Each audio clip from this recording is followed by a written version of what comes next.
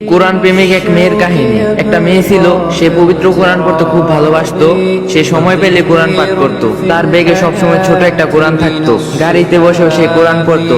তার তেলাওয়াত এত মুগ্ধ ছিল যে যে কোনো পাষাণ ব্যক্তির মনও গলে যেত। রাতে যখন ঘুম ভাঙতো তখনই সে কোরআন পড়া শুরু করত। একদিন মেয়েটি মারা যায়।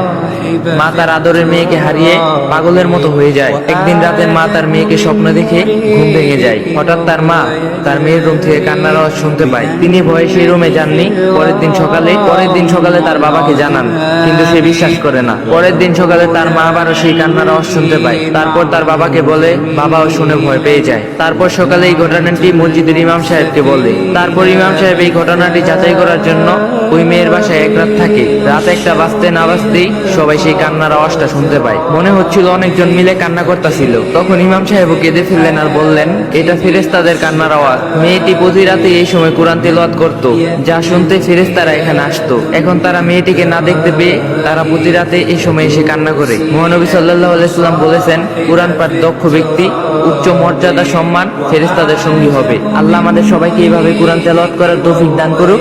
আমিন।